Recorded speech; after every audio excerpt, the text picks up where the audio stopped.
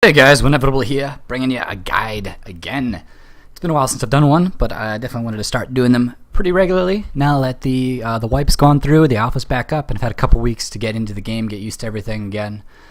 Today, we're looking at Tassadar. That's right, the Protoss hero from the original StarCraft. And so, he's a ranged support.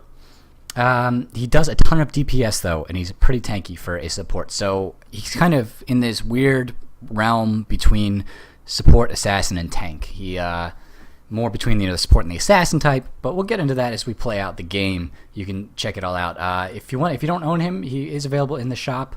Can't remember if he's 7,000. He might be 7,000 gold. I can't tell anymore. I did get him as part of a bundle, but you can go in here, check out his skins. This is the regular with the different shades, and then the master skin. It's pretty cool. You've got different shades there. That's pretty awesome looking if you have 10,000 gold for it. And then, of course, the Transformer, the Mecha Tassadar. You see this one a lot. And he's got different shades as well. It looks pretty cool. And, of course, if you guys didn't know this already, you can actually spin him. Yeah, he got dizzy. Oh, you can do that in there. It's pretty funny. And you get to check out all of his talents here. We'll go over these kind of as we do the game. Brief rundown with him. I mean, I'm going to build the W out. This is kind of a DPS build. You see sometimes a support or a lane pushing build with Tassadar. I really generally like to build out his W, taking the extra 20% here on level 1. You can do the returns 5 mana if you're, kind of off by yourself and you need to, like, say, Blackheart's Bay, you're in bottom lane by yourself. You need to hold the lane for an extended period of time.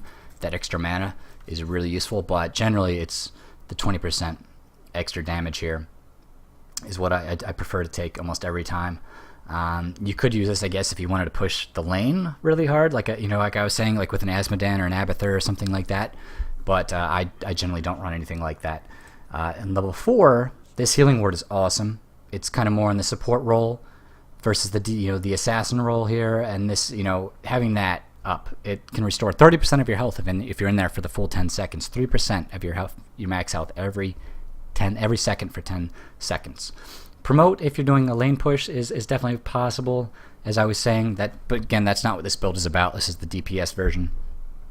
And I guess you might see these two here occasionally. I don't generally run either Leeching Plasma or Reinforced Structure, but Mental Acuity is definitely another one that I would run, depending on the team comp. If you already have a healing ward, say you're running 2 supports, you have Tassadar and Rhaegar, and Rhaegar takes the level 1 healing ward, you could skip taking it. You could take 2. Why not? Why not have 2, right? But you could also take Mental Acuity because of the reduced cooldown here. The Oracle, especially if you're playing against like a Nova and a Zeratul or anything like that, where you have cloakers or depending on the map, and you need that vision that this grants, this can be very useful as well. So I'll probably end up taking Healing Ward in game, but Mental Acuity is also a very, very viable and very useful. For level 7, I'm generally taking Static Charge. Again, building out that W. I've already got 20% extra damage, and now my storms mark them with the Static Charge. And you can't see the full description here, but I'll show you the full description in game. You do extra damage when you attack, heroes or minions that have been hit by your storm. The first attack consumes that charge and does extra damage. Then another one, Mule here. If you're going more of a support role and you don't have a Mule in your team, Mule is a very, very great talent to use. Generally, if I'm playing Abathur, I'll take a Mule every game, almost. It just does so much repairing that it's awesome. Depending on the map and your team comp, you might want to do that. You might, if you need to get your fort sealed up, depending on what map you're playing on, this can also be very viable as well. For level 10, I'm taking Archon. You get a 200-point shield, you get extra damage to your attacks, lasts for 15 seconds, and I generally don't think Force Field Wall. Blocking the pathing on objects with the range of it, it's very, very hard to really pull off with this really well. It's definitely depending on the team comp, though. Maybe there's some use here. If you want to split their team in half and get some kills, like, if you have a melee team and you're, a bunch of people with hard engages, like a Judgment from Tyrael, and you want to dive in and then you want to force wall the back line so they can't get into the battle while you kill their, whoever's up front and out of position. Could be useful, but I almost always see Archon. Level 13, there's a bit of a variance here. I usually take Shrink Ray, especially say if I'm on Dragon Shire, I can use this on the Dragon Knight, and it's amazing. You get, to reduce their damage by 50%, their speed by 50%. So you put that on the Dragon Knight, and you almost nullify it. It's amazing to use that there. Another one you could take if, say, you're not playing on that map and there's no specific, like this Shrink Ray is really good at slowing a fast hero down, like a Zeratul, or a tank like Murden who jumps in and then he wants to jump out. You slow him down, he can't escape. Or somebody that's bruising, that's like charging into your team, and Nubarak comes to mind. You can really do this to limit their ability to disrupt your team and then get a kill on them, and they won't be able to escape most of the time. But if there's nobody specific like that, or you're not having a problem with someone getting into the middle of your team and disrupting you, you could take the general slow, the 25% for 1.5 seconds, or you could take the spell shield. If you're playing against, say, a Nova, somebody that does a lot of ability damage, this is definitely viable as well. But again, almost every game I'm taking Shrink Ray. So that's my recommended talent for this tier. Level 16, I'm generally, as this is the other part of the W, the third W, I am taking Second Strike so I can cast 2. I am a StarCraft player, so I love dropping Psy Storms on people, even though I was a Terran player. But I still love it, and it's a lot of fun. So I'd take 2 of these. It's pretty awesome. You generally think of the slow is also useful if you need some CC on your team. If you're going for like a really CC heavy team, you want to like lock somebody down and not let them escape. This is also another one you'll see resonation. So that it depends. If I'm working with, say, a team and we're coordinating, I might take this instead. But generally, this is for pub play. I'm doing Second Strike. And then level 20, almost always taking Twilight Archon. It gets an extra. You're at 300 shields now instead of 200. Your basic attacks deal 50% more damage. So that's shoot, I can't remember the math. It's going to be like a 48 splash and then 96 on the actual attack. That's just basic without counting for the level upgrades. So you're like 50% more damage and 3 range. That range is awesome. Again, not taking the force wall, so this isn't really viable. If it's a very close game and it's a nail biter and you just need like an angel on your shoulder, you could do Resurgence, I guess.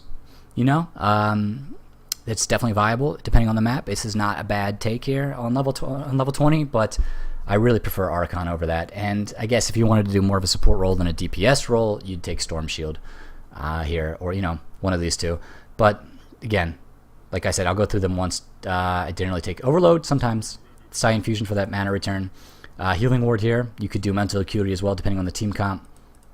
Level 7, most always Static Charge, but you could do Mule, depending again on the team comp. Archon at level 10, then level 13, Shrink Ray most of the time. But I've seen Distortion Beam and I've seen Spell Shield before.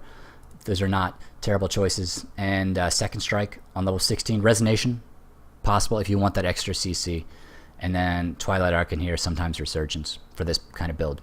All right, so that's Tassadar. You can see he can drop a shield on an ally. This is the support kind of part right here. For 60 mana, cooldown to 8 seconds, you shield an ally. He drops the storm, which damages splash damage, AoE. You can uncloak cloakers with that. Clear minion waves really well. And dimensional shift, you become temporarily invulnerable and invisible. So you don't take any damage. You can get out of any kind of CC that's put down on you. Kerrigan jumps on you, tries to throw her combo down. You hit the E, you're out. It's very, very hard to kill. Between the shield and the dimensional shift, you can escape most any gank as long as you're smart about your positioning in lane. And then of course the Oracle, where you activate it's like a huge vision radius. You'll see this in game. You can detect enemy heroes whether they're cloaked or not. Does have a cooldown of 30 seconds, but you could take Mental Acuity to reduce that by 10 to 20. And it does consume mana. Remember, this is a trait, but it does take 25 mana. So that's always a smart thing to keep in mind if you're low on mana. And then Archon right here, so you get the extra damage.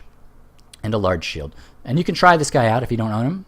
This is definitely something I'll show you guys in a future video, the try mode. But for now, let's get actually back to play. Let's go ahead and ready up. We're going to search the verses. A little solo queue, so who knows how this will go. But let's see if there was... I think there's one thing I wanted to show you while we're waiting. Level 10. Okay, so 200 point shield, 64 damage with 32 additional splash, and it lasts for 15. And then on level 20...